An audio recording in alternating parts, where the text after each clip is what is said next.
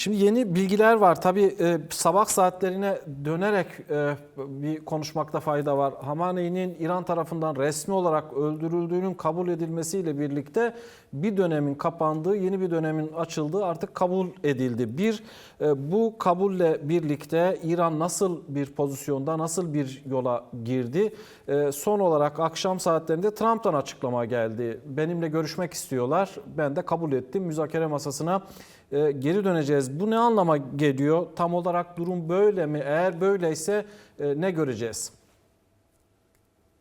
Yani Hamenei değil, sadece 48 açıklanan isim içinde Savunma Bakanı'nın, işte eski Cumhurbaşkanı Ahmadinejad'ın falan olduğu 48 üst düzey rejimin en üst düzeyinde ismin suikastlerle öldürüldüğünden bahsediliyor. Dolayısıyla da bu çok büyük bir operasyon. Yani e, hava yoluyla savaşlar, hani savaşın kendi dinamiği içerisinde bombardımanlar dışında bu suikastlerin yapılması çok önemli bir ayrıntı. Bunun en önemli bize söylediği, malum biz 12 Haziran, hatta 12 Haziran da değil sadece, Hizbullah, Hamas konularında da geçtiğimiz 7 Ekim'den sonra gördüğümüz üzere bu suikastler, ama en son tahlilde 12 gün savaşında, Haziran'da yine bu suikastler yapıldıktan sonra İran'da o istihbarat ve askeri yönetimin yeniden yapılandırılması gibi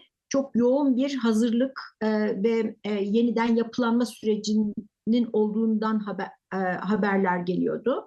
Bir kere bu hazırlıkların, bu değişikliklerin hiçbir işe yaramadığını gösteriyor. Kaldı ki en baştaki, yani Hamenei bile İran rejiminin bu bütün geçtiğimiz süre boyunca yaptığı değişikliklere rağmen koruyamamış olması çok büyük bir boşluk doğuruyor. Dolayısıyla da bir kere bunun, dediğim gibi, bir rejimin kendisini restore etme konusunda geçtiğimiz süreci ne kadar seferber olsa da artık kendini yeniden yapılandırma konusundaki zafiyetini ortaya koyduğu gibi, bundan daha da önemlisi, İran'ın hala rejimin içinde, rejimin kalbinde İsrail'in istihbarat alma kabiliyetini gösteriyor.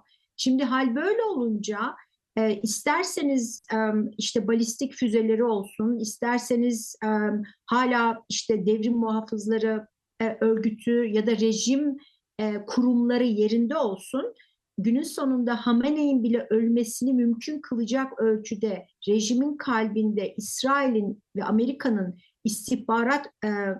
istihbarat olarak sızabilmiş olmaları, savaşın bundan sonraki seyri konusunda da İran'ın elinin çok zayıf olduğunu gösteriyor. Şimdi tam da bu noktada bir şey olması, yani işte Amerika ile görüşme talebinin İran'dan geliyor olmasının hiçbir sürpriz tarafı yok.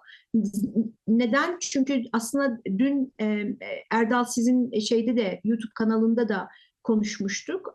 Bu özellikle Körfez ülkelerine, ama sadece Körfez ülkelerindeki sivil ya da işte petrol altyapıyı değil, ama Amerikan üslerini hedef almayı ben Amerika ile bir kanal açılmaya zorlama, baskı kurma olarak yorumlamıştım ki bunun sonucu da bugün gördük.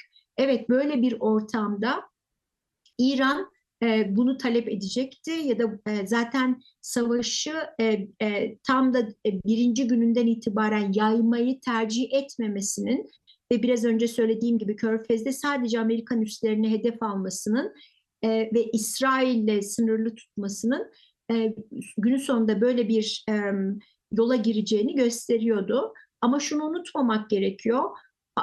İran'ın ciddi bir yara almış ve kendisini, tekrar ediyorum, savaş olmadığı durumda bir seferberlik halinde bile açıklarını kapatma kabiliyetini gösterememiş bir rejimin nihayetinde 48 en üst düzey ismini kaybettiği bir momentte e, müzakere yoluna, diplomasi yoluna başvurması anlaşılır. Yapmak istediği şey en son tahlilde rejimin süreci uzatmaktır. Çünkü sürecin uzaması en başta İsrail olmak üzere, en başta Amerika olmak üzere İsrail'i de zor duruma sokacaktır. Çünkü hem Amerikan iç kamuoyu hem İsrail'in sürekli bombardıman altında olması günün sonunda İran'ın işine gelecek bir durumdur ama Amerika'nın işine gelmez. Son cümle şu olsun. Trump'ın evet benden görüşme talep ettiler, görüşeceğiz demesinin ben açıkçası çok da ateşkese varacak bir işaret olarak okumayı çok fazla iyimser bulurum. Zira Cenevre'deki eğer zaten diplomasi yoluyla bir sonuç alma niyetiyle hareket ediyor olsaydı Amerika Birleşik Devletleri, Cenevre'de Omman prensinin de söylediği gibi çok son derece pozitif bir aşamaya gelindiğinde onun üzerine bir yatırım yapar, onun üzerinden bir çözüm arar, topyekün bir savaş başlatmazdı. Ben şunu soracağım aslında tam da buyurun, tamam. Arzu Yılmaz'ın söylediği yerden. Çünkü 12 gün savaşında yani hepimizin takip ettiği üzere aslında 20'nin üzerine çok üst düzey askeri kişi yetkili doğrudan aslında öldürüldü ve İran bu süreçten sonra tekrardan kendi içerisinde bir yapılanmaya gittiğini, en azından bu yönden de açıklamaları basına yansımıştı. Şimdi bir yıldan sonra tam 48 üst düzey ki dini lider yani Hamaney neredeyse İran'da bütün yetkilere sahip. Yani şu an artık ülkenin bir numaralısı ve tabii bunun içerisinde Genelkurmay Başkanı var, Savunma Bakanı var, devrim muhafızlarının başkomutanı, geniş bir yetki şeyi var. Şimdi bilinmiyor muydu, beklenmiyor muydu? Yani bu yeniden organize olduk, yeniden örgütlendik meselesinde bir hayal kırıklığı mı yaşadılar? Yoksa zaten aslında bir savaş olursa böyle bir durumla karşı karşıya olma ihtimalleri var mıydı? Yani çünkü 2 gün içerisinde böyle bir kayıptan sonra tekrar müzakere masası olasılığı olması evet. Ama bahsettiğimiz bir sene sonra tekrar böyle büyük bir kayıp yaşanıyor ve hani doğrudan teslim olmama sürecine mi girmek istemediler? Yoksa gerçekten kendilerine bir yılın sonunda güvendiler mi? Yani İran'ın durumu açısından soruyorum ben. Yani Hamaney'in politika yapma biçimiyle ilgili çok uzun zamandır birçok yazı yazıldı. Yani o işte kahramanca İngilizce flexibility dedikleri yani rahatlık gösterme ya da işte müzakere etme şeyi bir tarafa, tercihleri bir tarafa, öbür yandan da Hamaney'in hiçbir taviz vermez tutumuna ilişkin onlarca da yazı yazıldı. Dolayısıyla da en başta bunu akılda tutmak gerekiyor. Yani Hamaney faktörü belki de sizin bu sözünü ettiğiniz yapılanmanın becerilemediği halde Hamaney tutumu nedeniyle bu noktaya gelinmiş olabilir. Ama şunu bir hatırlatmakta fayda var. Şimdi bakın biz daha bundan bir yıl önce bir Suriye tecrübesi yaşadık. Şimdi orada günün sonunda Esad'ı deviren 2 faktör vardı. Bu faktörlerden bir tanesi iç dinamiklere dayanıyordu. Neydi o iç dinamik? Esad'ı o 15 sene süren iç savaşın yıkmadı ama Sezar yaptırımları ile birlikte karşı karşıya kaldığı ekonomik kriz yıktı ya da ekonomik çöküş yıktı. Neden? Çünkü kendi içindeki yani Esad'a bağlı güçler bir kere Esad'ın yanında durup onunla birlikte savaşmadı. Şimdi dış dinamik neydi? Dış dinamikte hem İran'ın Esad'a yardımcı olamaması hem de Rusya'nın deyim yerindeyse parmağını kımıldatmaması ve Ukrayna önceliğiyle hareket etmesi. Şimdi burada söz konusu örüntünün yeniden devrede olduğunu düşünüyorum açıkçası. Neden? Çünkü biraz önce söylediğim gibi o sizin sorunuzun bir cevabı Hamaney faktörü olabilir ama ikinci bir faktör de bu durumda da İran korkunç bir ekonomik kriz yaşıyor. Yani en son Amerika'nın 2017'de nükleer anlaşmadan çekilmesi sonrası maksimum baskı politikasıyla uygulamasıyla içine düşürdüğü durum, İran'ı içine düşürdüğü durum bugün o Hamaney'i bile öldürmek kabiliyetine İsrail ve Amerika'yı ulaştıran şey sadece istihbarat becerisi değil ama bu bir spekülasyon da olabilir ama dediğim gibi Suriye örneğini göz önünde bulundurduğumuz zaman bu tür ekonomik çöküşlerde rejim zaten kendi içinden tırnak içerisinde deyim yerindeyse bu dış müdahaleye açılıyor, kapılar açılıyor. İkinci faktörü göz önünde bulunduracak olursak Bugün ne Çin, tıpkı Suriye'de İran ve Rusya'nın aldığı pozisyon gibi, İran konusunda da yine 12 Haziran'daki 12 gün savaşında tecrübe ettiğimiz gibi ne Çin ne de Rusya aralarındaki birçok savunma ve güvenlik anlaşmasına rağmen İran'ın arkasında net bir pozisyonda. Evet, bir takım işte bilişim ya da altyapı, destek vesaire istihbarat konusunda verdikleri söyleniyor ama doğrudan Amerika'nın cepheden bir taraf olarak girdiği savaşta ne Rusya ne Çin açıkça İran'ın arkasında durmuyor. Dolayısıyla da bu faktörleri göz önünde bulundurduğumuz zaman geldiğimiz aşamada birinci sorunun cevabı olarak İran'ın zamana bunu yaymayı tercih etmesi anlaşılır. Ama günün sonunda hem Trump'ın Cenevre sonrası, Cenevre'de pozitif bir aşamaya gelinmesine rağmen bir savaşı tercih etmesi, o İsrail'in baskısı ayrı bir mesele. Ama öbür taraftan da her isterse uzasın ya da kısa vadede rejimin kendisini toparlamasının Suriye örneğini göz önünde bulundurduğumuzda çok zor olacağını tahmin etmek zor değil diye düşünüyorum. Arzu Yılmaz, uğurlamadan bir şey sorup öyle uğurlamak istiyoruz. O da şu. Şimdi yeni bir düzen kurulacak. Bu uzlaşma sonucu mu olur? Uzun süreli bir savaşın neticesi mi olur? Bunu bilmiyoruz ama eğer Trump'ın dediğini doğru kabul edersek, doğru varsayarsak bir uzlaşma olacaksa İran'ın içinde Kürtler başta olmak üzere Belücüler, Azeriler, diğer azınlıklar veya etnik gruplar, kültürel gruplar buradaki pozisyonu ne olur? Yani her şey eskisi gibi devam mı eder ya da artık yeni bir İran mı göreceğiz? Bütün bunların haklarının garanti altına alındığı, verildiği bir sürece mi girdik? Bir de ona şunu da ekleyeyim. Hani Belki öyle. Erdal, yeni bir... Şunu da ekleyelim. Pardon. Bir bütün olarak belki cevabı alırız. Bir de İran'la dönük saldırılarla beraber biz bunu sadece İran özelinde mi ele almalıyız ya da öyle mi görülüyor, yoksa biraz daha çokça yorum yapılıyor. Orta Doğu'nun yeniden dizaynı var artık bu işin içinde deniyor. Siz nasıl görüyorsunuz? İkisini beraber belki. Ya, evet. Tamam. Yani bir yeni dizayn zaten 7 Ekim'den sonra Netanyahu bunu ilan etmişti. Yani akıllarında bir yeni dizayn olduğu muhakkak. Buna ilişkin çok şey söylenebilir.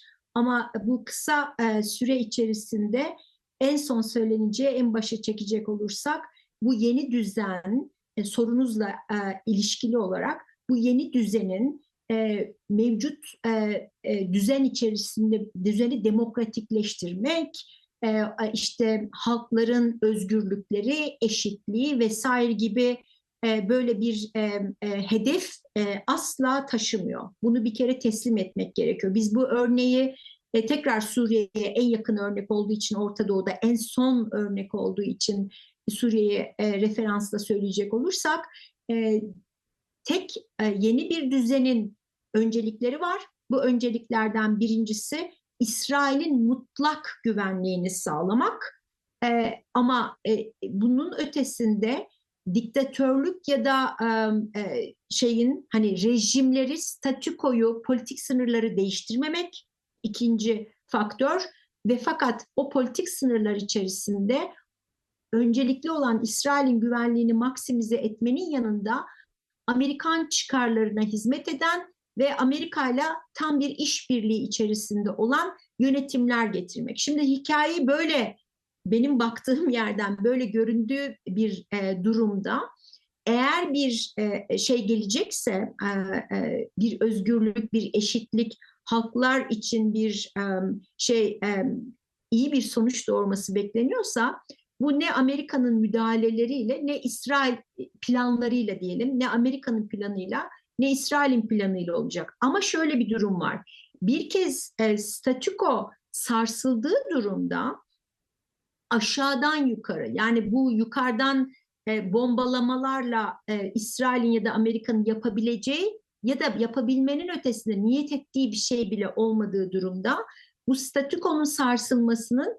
halkların kendisinin bunu bir rejim değişikliğiyle evriltmesi pekala mümkün olabilir. Bu ikinci bağlamda, yani bu sorunun ikinci sorduğunuz soruyla ilişkili olarak da bugün İran'ın bakın 40 yıldır Ama spesifik olarak da Irak Savaşı'ndan bu yana Orta Doğu siyasi dengesinin merkezinde İran yer alıyordu. Dolayısıyla da İran rejiminin çökmesi bu omurganın, kaldı ki biz zaten şeyden sonra 7 Ekim'den sonra bunu yaşadık. Yani İran rejimi bugün bir savaşla rejim değişse bile bu savaşla değişmiş olmayacak.